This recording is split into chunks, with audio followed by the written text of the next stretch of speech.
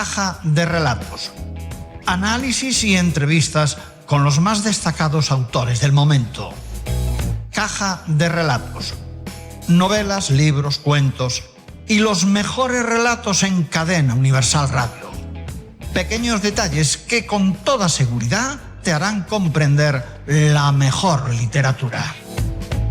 Caja de relatos, dirección y producción de Marcial González. Señoras y señores, nuevamente estamos con todos ustedes con Caja de Relatos.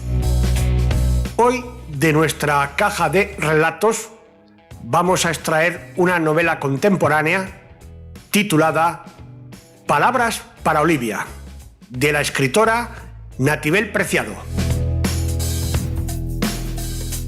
Natibel Preciado nació en Madrid en 1948. Es periodista, novelista y analista política. Como periodista se formó en el diario falangista Arriba, donde estuvo hasta el año 1966. Luego pasó al diario Madrid, en el que estuvo hasta 1971. Es una periodista especializada en información política y fue cronista parlamentaria. En su trayectoria como periodista ha recibido numerosos premios, como el Premio Francisco Cerecedo, el Premio Víctor de la Serna, el Premio Pluma de Plata del Club de la Escritura, el Premio de Honor de la Asociación de la Prensa de Madrid y el Premio de Periodismo Internacional Manuel Alcántara de la Universidad de Málaga. En el mundo literario, Natibel Preciado ha publicado, entre otras obras, la novela El egoísta, que fue finalista del Premio Planeta 1999. La novela Camino de Hierro, Premio Primavera de Novela 2007. La novela Canta solo para mí, Premio Fernando Lara de Novela 2014. Y la novela El santuario de los elefantes, Premio Azorín en el año 2022.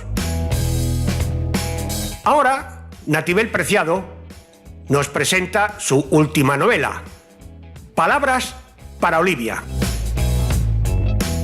Una entretenida novela que narra una historia de amor e infidelidad en el marco del proceso de escritura de una novela. La autora añade una historia de amor y una de detectives al estilo de Agatha Christie. La novela transcurre entre Madrid, León y Boñar, reflejando su gastronomía, sus calles y plazas, sus bosques y sus montañas. Una novela que es un auténtico juego de muñecas rusas, donde el final no todo es lo que parece. Pero, para conocer más detalles de esta novela de Natibel Preciado, Palabras para Olivia, nuestro compañero Alberto López ha tenido ocasión de entrevistar por teléfono a la escritora. Así se desarrolló dicha entrevista. Caja de relatos, la mejor literatura. Y entrevistas con los más destacados autores del momento. Hoy, en Caja de Relatos, nos vestimos de gala para recibir a una de las grandes de la novela y el periodismo nacional. Hablamos de Natibel Preciado, para hablar de su última novela, Palabras para Olivia. Natibel Preciado, buenos días y muchas gracias por tu atención con este medio. Muchas gracias y buenos días por atender a Olivia, que es mi personaje. Estoy encantada de presentarla a través de ti. Bueno, en primer lugar, ¿cuál es el origen y por qué ve la luz esta novela Palabras para Olivia? Pues el origen lo he contado alguna vez y me cuesta contarlo porque surgió, estaba escribiendo otra novela y por circunstancias de la vida que a todos nos pasan, tuve que interrumpirla para cuidar a mi hermano, estaba enfermo y entonces es que esa relación que tuvimos tan intensa y tan difícil y tan compleja surgió de cuando le llevaba una caja de dulces que a él le encantaban y a mí también, que nos recordaban nuestra infancia en común en un pueblecito a los pies de los picos de Europa que se llama Boñar, y todo lo que hablamos fue tan intenso, tan emocionante y nos ayudó tanto a él como a mí a superar más o menos ese mal trago, que tuve la necesidad de escribir algo como homenaje a esos momentos. La verdad, esa fue el principio de la historia, del que no suelo hablar mucho porque se me hace un pequeño nudo en la garganta todavía. Y es que la novela arranca nada menos que en un funeral, en este caso un funeral de una persona muy importante, de un banquero, donde está, entre otros, el presidente del gobierno de ese momento, y en el que se encuentra, por supuesto, Olivia Casanova, la protagonista de la novela. ¿Por qué quisiste reflejar el carácter, digamos, institucional de un funeral en los Jerónimos, nada menos? Pues porque Olivia está casada con un personaje poderoso y hay una relación de amor-odio con el poder, porque ella utiliza el poder, porque ella se casa con ese banquero que es un personaje emblemático y evidentemente muy bien relacionado, como se demuestra en su funeral, y la novela arranca cuando Olivia da por finalizada esa relación con la que no ha podido romper a lo largo de su vida por circunstancias que aparecen en la novela, y ahí es donde empieza la historia de Olivia Casanova, que es, pues eso, una vieja escritora de éxito que decide establecer una relación muy enigmática con un joven autor fracasado.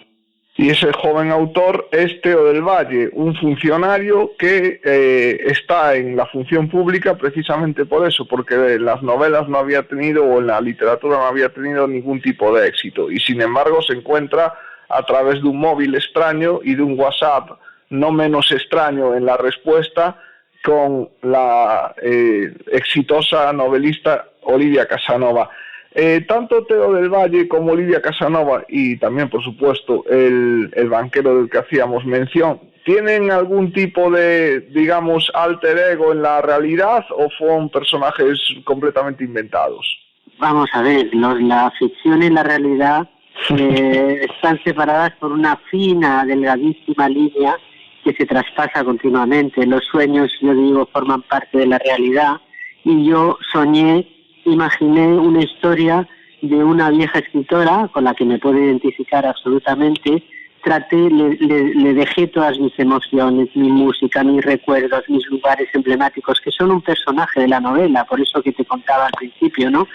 Que era lo que quería reflejar, todo ese ambiente que viví tan intensamente o reviví de manera más o menos reciente. Entonces tiene mucho de mí, Olivia, pero traté de diferenciarme lo más posible de ella. ¿Cómo? Pues casándola con un banquero, que fuera una figura un poco déspota, físicamente no tiene nada que ver conmigo, es rubia, estilizada, alta, muy elegante, muy sofisticada, tiene mucho dinero, en fin, traté, como hacemos siempre, alquimia con la literatura, ¿no? Y yo estoy desperdigada por todos los personajes. Teos del Valle conozco muchísimos, porque estoy en certámenes literarios donde me encuentro buenos y jóvenes escritores que no triunfan porque no ha llegado su momento, no han tenido la suerte en ese concurso de ganar el premio. Y bueno, menos con el banquero me identifico con todos los personajes. Pues al hilo de lo que comentas, ¿qué cualidades tiene que tener cualquier persona, sea joven o sea mayor, para ser un buen escritor? Primero, la necesidad de escribir, la vocación. Aquí, vamos a ver, si escribir o hacer un bestseller o vender muchos libros fuera fácil, todo el mundo escribiría. Entonces, para escribir, lo primero que tienes que tener es la necesidad o el deseo de escribir. Lo demás ya es una larga carrera en la que no debes pensar. Yo digo siempre que escribir es un fin en sí mismo, que lo mejor de la literatura es que te da muchas satisfacciones el hecho de inventarte, tener un fogonazo y decir, quiero contarlo, quiero escribir esto, necesito escribirlo. Tiene una labor terapéutica muy importante, eso lo reconoce todo el mundo. Yo, haciendo un análisis de las novelas que he escrito, cada una me ha servido para un fin determinado que he logrado plenamente. Entonces, yo siempre que aparece un joven escritor que dice, bueno, no tengo éxito, no me hacen caso, digo, sigue escribiendo y gánate la vida de otra manera. Busca, para pagar las facturas, búscate un trabajo, pero no dejes de escribir, porque ya verás la cantidad de compensaciones que te da. O sea, yo, a estas alturas de mi vida, escribir para mí es de verdad es una manera de vivir. Me aclara el mundo, aprendo cosas, disfruto, prolongo la vida de alguna manera. La vida, la pasión por la vida o tener proyectos en la vida. Así que, de verdad, es un fin en sí mismo. Lo primero que tiene que hacer un escritor que quiere serlo es tener esa vocación de escribir y ver una utilidad en la escritura. Y además de historias muy truculentas y muy llamativas que existen a lo largo y ancho de este país, ¿qué tiene España para que últimamente se estén dando tantísimos escritores, tantísimos certámenes y sobre todo tantísimo volumen de libros publicados? Pues no tiene nada muy distinto a lo que sucede en el resto de Europa, que somos muchos y que cuando yo empecé a escribir éramos muchos menos y tuve mejores oportunidades pues porque no había tantos autores, no era esta playa de autores y además de buenas novelas, porque tú vas a una librería, un autor como yo va a una librería y se marea, dice, ¿cómo es posible? ¿Cómo van a elegir mi libro si hay aquí miles de libros y libros interesantísimos? Entonces, ¿por qué se publica tanto? Pues se publica porque de algún modo se lee más de lo que se dice y hay una oferta de muchos tipos. Mira, no nos vamos a engañar. La literatura es una parte muy reducida de la industria editorial y la industria editorial se puede permitir el lujo de publicar grandes obras, grandes autores, literatura pura y dura, porque también vive de los libros de cocina, de los libros de autoayuda, de las biografías de los famosos, de lo que no es puramente lo que entendemos por literatura.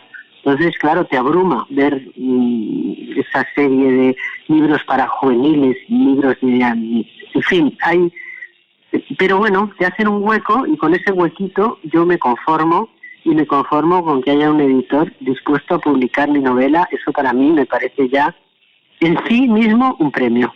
Y además de tener obviamente interés y el interés de la gente del cine, ¿qué tiene que pasar o qué tiene que tener un libro o una novela en este caso para pasar a la gran pantalla, bien sea a través de película o bien sea a través de serie? Eso tiene que tener la suerte de que te caiga la bolita encima y te elijan, nada más. Bueno, hay muchas novelas en este momento que inspiran series, que inspiran películas, pero hay tantas que es la suerte, es el azar. Yo a veces pienso, cuando veo mi cineasta preferido, Mi leyenda, acabo además de recibir su biografía, que es un libro que estoy deseando ponerme a leer. Mi cineasta preferido en este momento es Clint Eastwood. Clint Eastwood de repente elige guiones que forman parte de libros escritos por gente incluso desconocida. Y que Clint Eastwood haga una película como Los Puentes de Madison, con un libro que literariamente tenía su encanto, era un libro, una novela romántica, yo la leí antes de que hiciera la película, pero claro, que de repente un cineasta como Clint Eastwood elija su novela para hacer una película, pues eso es más difícil que la lotería, pero te puede tocar, ¿por qué no? Volvemos a hablar de Palabras por Olivia, la novela que hoy nos trae aquí en Caja de Relatos Natibel Preciado. Y en este sentido queríamos preguntarle por la ambientación. Y es que si bien antes comentábamos que la novela arranca en la iglesia de los Jerónimos en Madrid, pasa después a la ciudad de León y también al pueblo de Boñar. ¿Por qué estos dos escenarios? Porque estos escenarios son los escenarios de mi infancia y he querido recrearlos porque es algo que todos conservamos como si fuera algo especial, Hay personas que han tenido una infancia muy terrible, muy dura y les marca para siempre, pero hay otros que hemos tenido la suerte, otras, de tener una infancia idílica, feliz, que idealizas con el paso del tiempo. Pero yo me pregunto siempre, ¿cómo es posible que esa parte tan breve de tu vida, porque una infancia que dura hasta los 10 años, como mucho, ¿no? 11 años, como mucho, ya empieza la adolescencia y es otro mundo. Pero esos veranos míos en 3 meses en León, esas escapadas en invierno a la nieve, que me hayan dejado tan marcada como para que yo haya vuelto a ese pueblito que está a las faldas de los picos de Europa y recuerde el nombre de cada una de las personas que había en el pueblo, los rincones, los sabores, me veo andando en bicicleta por la plaza. ¿Por qué pasa eso? Pues pasa eso, investigándolo mucho y dándole muchas vueltas, porque lo que te enseñan por primera vez es algo que te queda indeleblemente marcado en tu vida y no lo olvidas jamás. Y la primera vez que pruebas algo, que aprendes a andar en bicicleta, que tienes el primer perro de tu vida, que te enseñan a leer, que tu madre te dice algo que te conmueve, que tu padre te acompaña y te enseña animales por el campo, que vas a la era, todo eso es el fundamento de tu vida. Y luego lo vas desarrollando a lo largo de la vida, porque eso es lo que te marca, y cuando has dado la vuelta al mundo, como hemos hecho todos de manera real o simbólica, al cabo del tiempo empiezas a descubrir que aquellos pilares, aquel fundamento, aquello que te quedó tan grabado, es lo que has ido desarrollando a lo largo de tu vida. Y vuelves y te identificas con aquella niña, que me identifico absolutamente, que daba paseos por la plaza con bicicleta y le seguía a su perro Roy, y vio por primera vez un lobo y se revolcaba en la era y se acuerda de los bueyes y en fin, pues creo que nos pasa a todos, sinceramente, y eso es lo que nos une. La literatura nos sirve para identificarnos con esos momentos que todos compartimos. Como comenta la autora, en esta novela se dan una descripción muy minuciosa de lo que es el mundo rural, el mundo de la agricultura, que ahora tan en boga está por distintos problemas, y es que describe la naturaleza agreste, describe los rebaños, los cuidados de los mastines, el peligro de los lobos. Con esta, digamos, ¿quieres hacer un guiño al mundo rural, una especie de homenaje a la agricultura en general del país? Pues cuando yo escribo, lo que trato de hacer es primero aclarar mis propias dudas, mi mundo, mis inquietudes, el poner en letra impresa todo lo que estoy pensando en determinados momentos de mi vida. A mí me aclara el mundo. No he querido hacer ningún guiño a nada, es lo que me preocupa, es por qué yo soy esto que llaman ahora animalista. Pues porque cuando yo estaba allí, he estado en contacto con todo tipo de animales, he estado en granjas con cerdos, he conocido a las gallinas, a los patos, las serpientes, los renacuajos, las ranas, los lobos, los mastines. Eso que me dejó tan marcada me ha quedado para toda la vida. En todas mis novelas es curioso, pero siempre hay algún animal. Y hay algún animal, como en este caso, pues hay un lobo bueno, porque le doy la vuelta a determinadas impresiones que se pueden tener ahora, ¿no?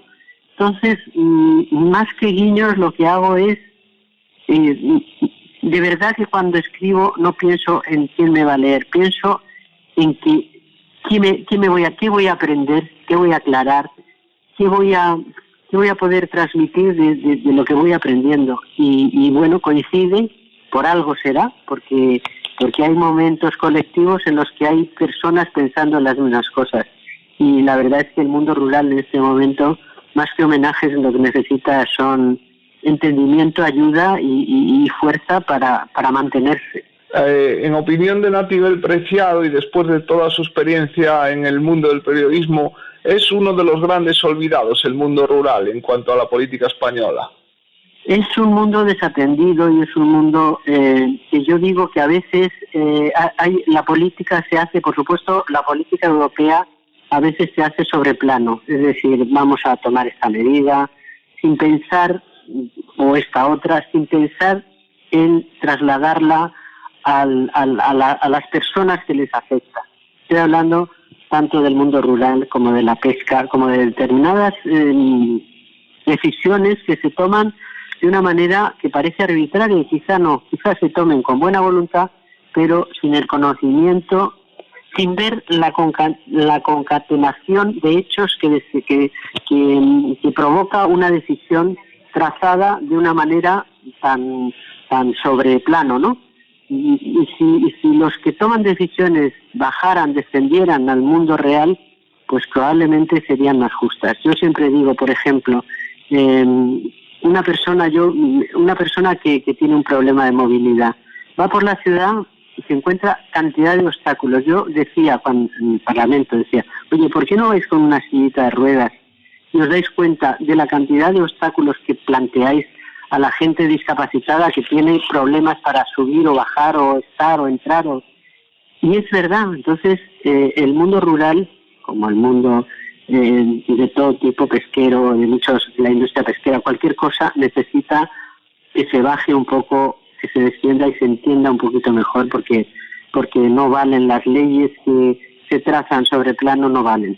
Y es que si uno estudia la historia contemporánea de este país, sobre todo en materia política, puede darse cuenta de que desde el inicio de la transición y desde las primeras elecciones democráticas, prácticamente todos los partidos vencedores y no vencedores han llevado en su programa el famoso título de la reforma agraria. Sin embargo, esta reforma agraria o nunca vio lugar como debía haberla visto, o sin embargo no ha dado los resultados esperados a la vista de lo que estamos comentando y de la situación actual de los agricultores, ¿no? Bueno, es que el problema que tenemos con la globalización y sobre todo con el hecho de que las leyes se dictan en Europa y aquí tenemos muy poco margen de maniobra para determinados aspectos, pues la cosa se ha dificultado muchísimo, se ha complicado muchísimo, y hay que tratar de encontrar, de tomar medidas colectivamente, porque si nos fijamos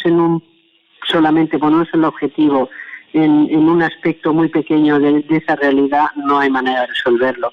Hay que resolverlo en Bruselas, hay que tomar medidas que concretamente desde el Ministerio de Agricultura y Pesca se están tomando determinadas medidas que quizás son insuficientes, porque el problema político a mí me supera en este momento. Pues como hemos visto, además de presentar Palabras por Olivia, hemos aprovechado y hemos abusado de la presencia de Natibel Preciado para preguntarle otras muchísimas más cosas de la actualidad de este país. Y con ello queremos agradecer de tu presencia y desearte muchísimo éxito con esta nueva novela, Palabras por Olivia. Natibel Preciado, muchas gracias y muy buenos días. Muchas gracias, muchas gracias. Y hoy, para despedir este Caja de Relatos, lo haremos escuchando un fragmento de una novela de Luis Landero, titulada La última función. Aprovecho para darle las gracias por su atención y despedirme hasta el próximo Caja de Relatos. Un saludo de quien les habla, Marcial González.